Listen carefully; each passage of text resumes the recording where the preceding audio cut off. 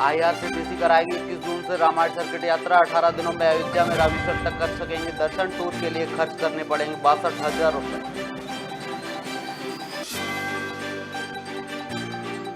Supreme court ने लिया बड़ा फैसला, कहा वेश्यावृत्ति भी एक पेशा है, पुलिस बेवजह सेक्स वर्कर्स को न करे परेशान।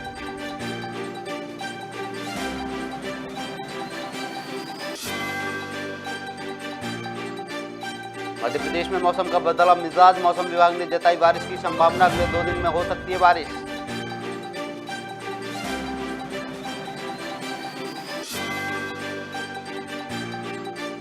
श्योपुर में मुख्यमंत्री कन्यादान योजना का मिला लाभ, 29 जोड़ों का विवाह हुआ संपन्न। 11,000 रुपए की मिली सहायता राशि।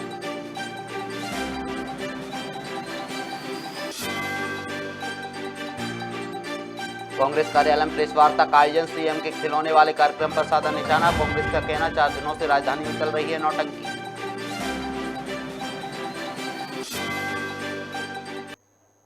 नमस्कार, मैं हूं अरुण, आप देख रहे हैं खबर भारत खबरें विस्तार से।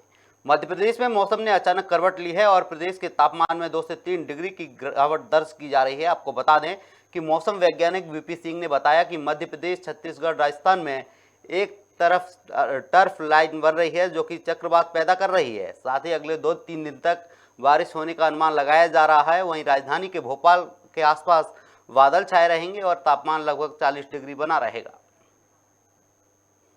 अभी जहाँ तक सिनाप्टिक सिस्टम की बात है तो एक नया पश्चिमी विक्षोभ ईरान के ऊपर सक्रिय हो गया है और वो चक्रवाती घेरे के रूप में है। साथ में एक ट्रफ लाइन राजस्थान, मध्य प्रदेश से होते हुए छत्तीसगढ़ तक जा रही है और एक और चक्रवाती घेरा बिहार के ऊपर है। इसके चलते हुए अरब सागर से दक्षिण पश्चिमी हवाएं और कुछ क्षेत्रों में पश्चिमी हवाएं नमी आ रही और साथ में बंगाल की खाड़ी से भी थोड़ी नमी आ रही थी। इसलिए जो पूर्वी मध्य प्रदेश के हिस्से हैं, सागर, रीवा, शहडोल, जबलपुर संभाग, लगे हुए भोपाल और नर्मदापुरम संभाग के हिस्से और कुछ जगह इंदौर संभाग में भी, यहाँ पे आज भी गरज चमक के साथ तेज आंधी तूफान माने 30 से 40 किलोमीटर प्रति घंटा की रफ्तार से हवाएं चल सकती हैं और बिजली गिरने की संभावना।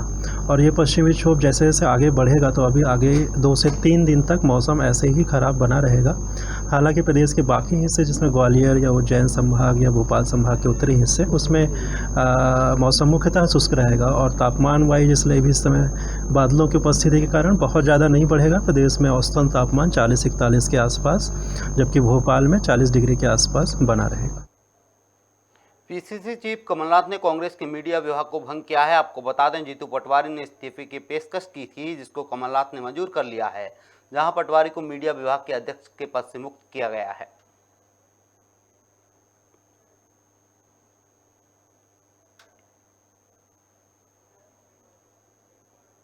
श्योपुर में मुख्यमंत्री कन्यादान योजना में 29 जोड़ों का विवाह संपन्न हुआ। इस अवसर पर 11,000 रुपए की राशि चेक के माध्यम से दी गई। आपको बता दें कि योजना में 55,000 की राशि का प्रावधान है, जिसके तहत बेटियों को 11,000 रुपए का चेक और 38,000 रुपए की सामग्री दी गई है।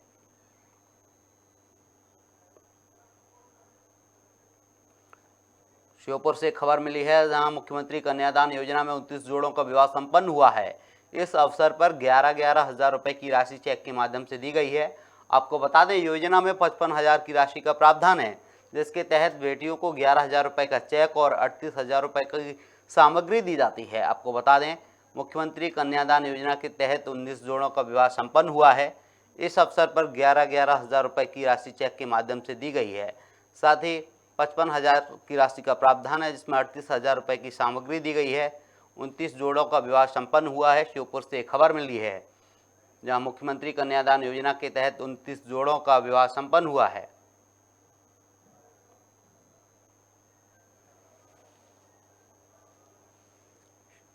श्योपुर से खबर मिली है या मुख्यमंत्री कन्यादान योजना के तहत 29 जोड़ों का विवाह संपन्न हुआ है। इस अवसर पर 11,000 रुपए की राशि चेक के माध्यम से दी गई है। साथ ही नवविवाहितों को 38,000 रुपए की राशि दी गई है, जिसमें सामान भी सम्मिलित है। आपको बता दें, 11,000 रुपए के चेक दिए गए हैं। इसके साथ ही 38,000 रुपए की सामग्री दी गई है। इस खबर पर ज़्यादा जानकारी के लिए हमारे सहयोगी संवाददाता नितिन सोलंकी जुड़ चुके हैं। नितिन, 29 जोड़ों का विवाह संपन्न हुआ है। जी बिल्कुल, मैं आपको बताना चाहूँगा, ये मुख्यमंत्री कन्यादान योजना के तहत ये पूरा कार्यक्रम हुआ है, क्योंकि अभी हमारे शहर में गौरव दिवस मनाया गया था। उसके साथ साथ प्रभारी मंत्री हमारे जो भारत सिंह कुशवाहा हैं, वह श्योपुर दौरे पर थे। उसी दौरान इसके 29 जोड़ों का विवाह सम्मेलन भी था, तो वहां पर वो सम्मिलित हुए और इस बात को उन्होंने कहा, प्रभारी मंत्री जो हमारे, उन्होंने कहा कि इस तरीके से प्रदेश सरकार हमारी जो कन्याओं के लिए तत्पर बैठी है, हर योजना का लाभ हमारी कन्याओं को दे रही है। इस कन्यादान योजना के तहत ये राशि इनको प्रदान की जा रही है। तमाम जानकारी के लिए बहुत बहुत शुक्रिया नितिन आपका।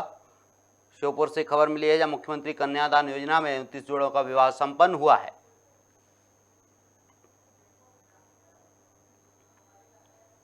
मध्य प्रदेश में होने वाले नगरीय निकाय चुनाव की सरगर्मी तेज होती जा रही है, जहां महापौर का चुनाव प्रत्यक्ष प्रणाली से होगा, जबकि नगर पालिका और नगर परिषद के अध्यक्ष उपाध्यक्ष के चुनाव अप्रत्यक्ष प्रणाली से होंगे। सरकार के अध्यादेश को राज्यपाल ने मंजूरी दे दी है।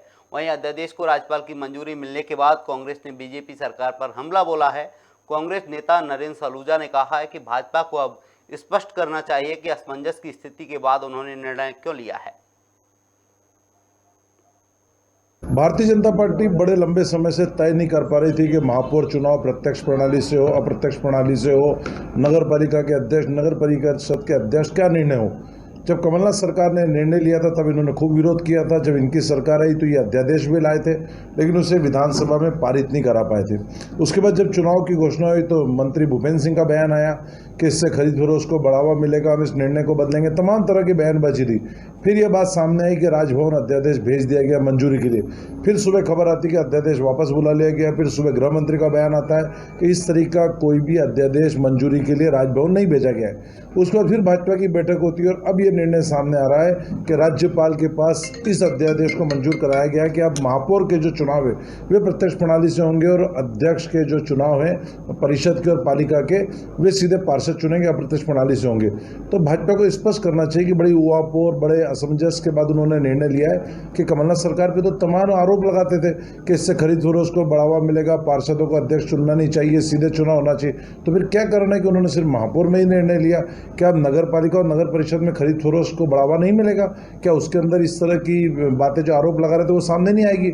इससे समझा जा सकता है कि जितने भी आरोप कांग्रेस सरकार पर लगाए थे, झूठे लगाए थे, भाजपा खुद तय नहीं कर पा रही और उन्होंने अभी भी आधे रूप से कमलनाथ जी के आंशिक रूप से निर्णय को स्वीकार किया। यह भाजपा की असलियत है जो तय नहीं कर पा रही थी और तमाम जो उनके आरोप है उनकी भी आज हवा निकल गई है। भारतीय जनता पार्टी की 2 दिवसीय महत्वपूर्ण बैठक प्रदेश कार्यालय कुशाभाऊ ठाकरे परिसर में चल रही है, जिसमें कई महत्वपूर्ण फैसले लिए जा रहे हैं। वहीं इस कार्यक्रम में राष्ट्रीय सह संगठन महामंत्री शिव प्रकाश, प्रदेश प्रभारी डी प्रंजेश्वरी, प्रदेश सह प्रभारी नितिन नवीन, प्रदेश अध्यक्ष विष्णुदेव साय, राष्ट्रीय उपाध्यक्ष और पूर्व मुख्यमंत्री डॉक्टर रमन सिंह, नेता प्रतिपक्ष धर्मलाल कौशिक और प्रदेश संगठन महामंत्री पवन साय सहित पदाधिकारी मौजूद रहे।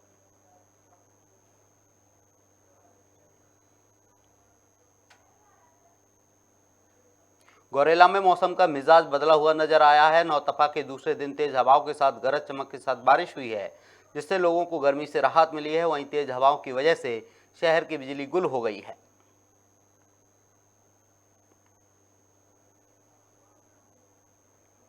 गौरेला से एक खबर मिली है जहां मौसम का मिजाज बदला हुआ नजर आया है। नौतपा के दूसरे दिन तेज हवाओं के साथ गरज चमक के साथ बारिश हुई है, जिससे लोगों को गर्मी से राहत मिली है, लेकिन तेज हवाओं की वजह से शहर की बिजली गुल हो गई है, जिससे लोगों को काफ़ी समस्याओं का सामना करना पड़ रहा है। आपको बता दें, ये खबर गौरेला से है जहां मौसम का मिजाज बदला हुआ नजर आया है। नौतपा के दूसरे दिन तेज हवाओं के साथ गरज चमक के साथ बारिश हुई है, जिससे लोगों को गर्मी से राहत मिली है, लेकिन तेज हवाओं की वजह से शहर की बिजली गुल हो गई है, जिससे लोगों को काफ़ी परेशानियों का भी सामना करना पड़ा है।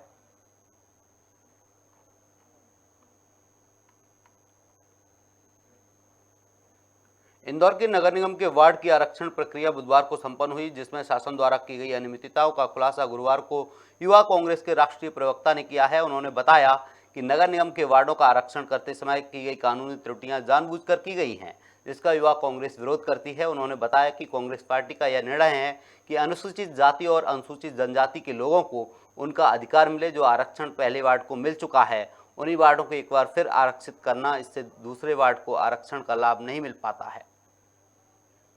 कमलनाथ जी का यह साफ तौर पर कहना था कि हम 27% आरक्षण देंगे, परंतु भारतीय जनता पार्टी जो है उनकी संकीर्ण मानसिकता के अनुसार वह कभी नहीं चाहते कि अन्य पिछड़ा वर्ग को उनका अधिकार मिले। जब मध्य प्रदेश में अन्य पिछड़ा वर्ग की आबादी 50% से ज्यादा है, तो क्यों नहीं उन्हें 27% आरक्षण मिलना चाहिए। क्यों मात्र 21% आरक्षण दिया गया है नगरीय निकाय चुनाव में, और क्यों 21 सीट से घटा करके 18 सीट कर दी गई, 3 सीट आखिर क्यों कम की गई है। परंतु प्रशासन का यह कहना है कि हम जनसंख्या के अनुसार कर रहे हैं। तो यह जनसंख्या आपने कब ली? जब आप SC ST वर्ग के लिए आरक्षण 2011 की जनगणना के अनुसार कर रहे हैं, तो OBC को आरक्षण 2011 की जनगणना के अनुसार क्यों नहीं मिल रहा है? जब सारी चीजें 2011 की जनगणना के अनुसार है, जब 2014 का चुनाव भी 2011 की जनगणना के अनुसार हुआ था, उसमें 21 सीट थी, तो आज जब चुनाव हो रहा है इसमें भी आधार 2011 की जनगणना है, तो इसमें सीट कैसे कम हो गई? इसको मेंशन करें? बिल्कुल करेंगे, क्योंकि हम तो यही चाहते हैं कि जो पिछड़े लोग हैं उन्हें सामान्य रूप से अधिकार मिले, तभी वह समाज को उठा पाएंगे। हम सब भारत के जो लोग हैं सबको एक दूसरे के लिए लड़ना पड़ेगा, तभी जाकर के चीजें जो हैं संविधान को हम असल रूप दे पाएंगे। मनावर तहसील के उमरवन विकासखंड में FLN आधारित प्रशिक्षण का आयोजन किया जा रहा है, जिसका BRC हेमंत चौहान, VSC देवेंद्र सिंह सोलंकी ने निरीक्षण कर उचित मार्गदर्शन दिया। इस प्रशिक्षण के अंतर्गत शिक्षकों को नई नीति के तहत शैक्षणिक सुधार के क्रियान्वयन हेतु प्रशिक्षित किया जा रहा है। इस प्रशिक्षण के लिए विकासखंड स्तर से 2 मास्टर ट्रेनर हिंदी विषय के लिए और 2 मास्टर ट्रेनर गणित विषय के लिए चयनित कर उन्हें राज्य शिक्षा केंद्र भोपाल में प्रशिक्षण प्राप्त करने के लिए भेजा गया है। ये जो नई शिक्षा नीति लागू हुई है उसके आधार पर हमारे यहाँ प्रशिक्षण जो चल रहा है कक्षा 1 और 2 में पढ़ाने वाले शिक्षकों का है। फंडामेंटल लिटरेसी एंड न्यूमरेसी के ऊपर आधारित FLN के ऊपर आधारित ये प्रशिक्षण है। इसमें हमारे यहाँ से जो पूरे विकासखंड से हमने 4 मास्टर ट्रेनर्स सिलेक्ट किए थे और उनको भोपाल प्रशिक्षण के लिए भेजा था। भोपाल से प्रशिक्षण प्राप्त करके जो मास्टर ट्रेनर्स यहाँ आए हैं, ये हमारे यहाँ अलग अलग चरण में कक्षा 1 और 2 पढ़ाने वाले बच्चों को प्रशिक्षण दे रहे हैं। इसका उद्देश्य ये है कि नई शिक्षा नीति के अंतर्गत जो शिक्षण अधिगम में शासन द्वारा जो नए पैरामीटर्स लागू किए गए हैं उसके अनुसार शिक्षकों को प्रशिक्षित करना, ताकि वे इस प्रशिक्षण का और नई शिक्षा नीति के अनुरूप जो परिवर्तन हुए हैं उसको वो अपनी दैनिक शिक्षण गतिविधियों में शामिल कर सकें और जिससे बच्चों को सीखने के अच्छे अवसर मिलें, शिक्षण प्रशिक्षण में सुधार हो। नैनपुर में महाकौशल पार्टी के राष्ट्रीय अध्यक्ष डॉक्टर सतीश नागर का आगमन हुआ। इस दौरान पार्टी के कार्यकर्ताओं के साथ आवश्यक बैठक का आयोजन किया गया, जहां विभिन्न विषयों पर गंभीरता से चर्चा की गई। साथ ही बैठक में पार्टी के जिला अध्यक्ष के साथ समस्त पदाधिकारी और कार्यकर्ता शामिल हुए।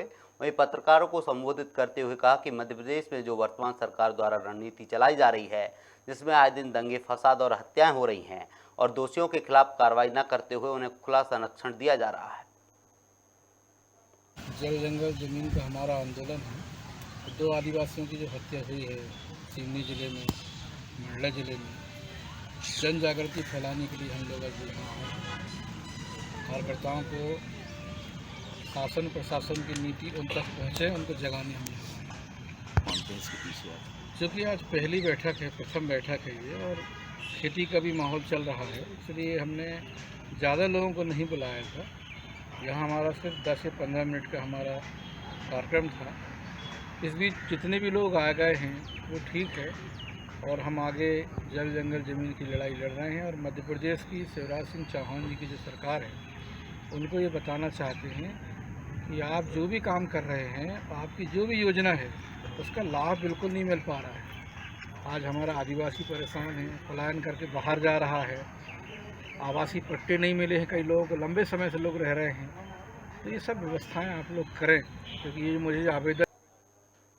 खबर छतरपुर से, जहां शहर की जीवन ज्योति कॉलोनी में मंगलवार की शाम उपभोक्ताओं के घर में हाई वोल्टेज आने से तमाम बिजली उपकरण खराब हो गए। वहीं बिजली उपभोक्ताओं ने बताया कि बिजली कंपनी में शिकायत दर्ज कराई गई है, उसके बाद भी कोई सुधार नहीं हुआ है। वहीं पूरे मामले में बिजली वितरण केंद्र के जूनियर इंजीनियर RK रावत ने बताया कि मौसम खराबी के चलते हाई वोल्टेज की शिकायतें आई हैं। साथ ही उन्होंने बताया कि बिजली सुधार हेतु पूरे शहर में 4 टीमों को लगाया गया है। जल्द ही बिजली सप्लाई चालू कर दी जाएगी। वहाँ स्टाफ को भेज के थोड़ा संज्ञान में आया था मामला, स्टाफ को भेज के लाइन दुरुस्त की जा रही है। लाइन में कहीं फॉल्ट हुआ होगा जिस वजह से वोल्टेज ओवर हुआ। हाँ सर, हम मारती हमारे 3 पंखे, 4 बल्ब, जी। फूक गए हैं, ख़राब हो गए हैं। 2 दिन से लाइट गड़बड़ चल रही है। ये कितने बजे की घटना है ये? ये मैक्सिमम ये 9 बजे के समय। वो टीवी चली गई है जी। और cooler Tillu Tillu pump. TV चली गई, टिल्लू पंप। अच्छा, 5 बल्ब है। कितने बजे रात की घटना है ये? ये 7 बजे की घटना है। तो एकाएक तेज हरिसिंह राजपूत। 3 पंखे जले हैं, 5 LED जले हैं। अच्छा, ये रात में कितने बजे की घटना है? जी रात में नहीं है, वही 3-4 बजे की करीब घटना है। अच्छा।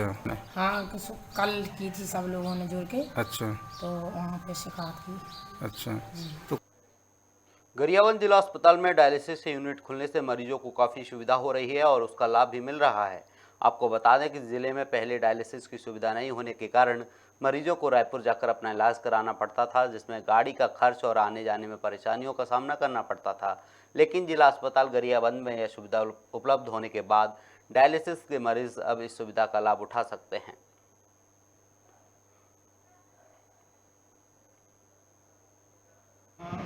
राज्य शासन के सौजन्य से 2 यूनिट डायलिसिस मशीन की स्थापना की गई है।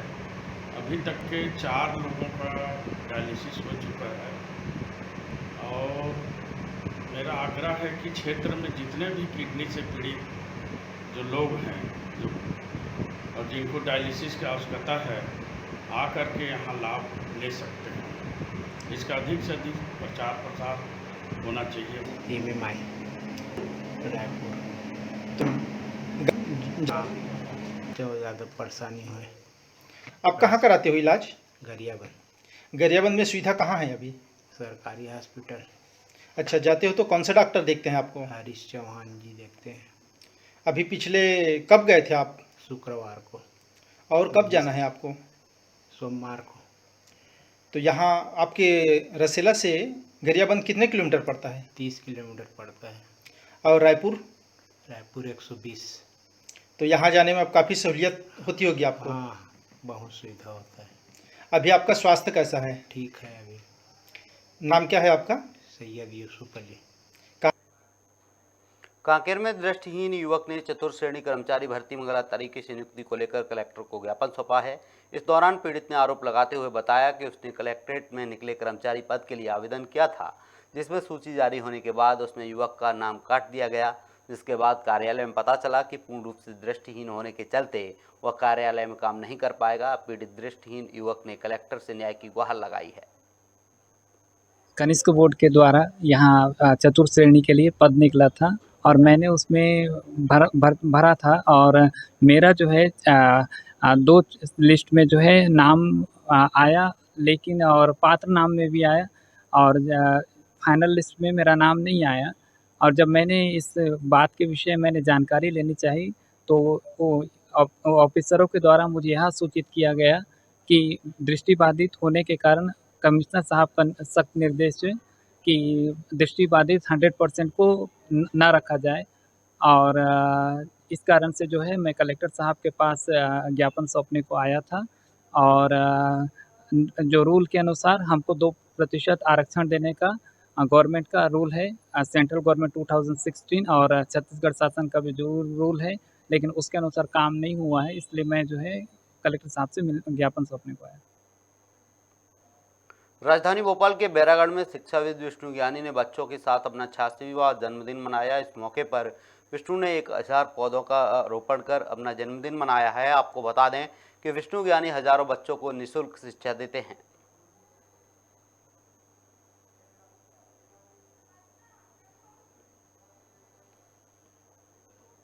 फिलहाल इस बुलेटिन में इतना ही। आप बने रहिए खबर भारत के साथ। नमस्कार।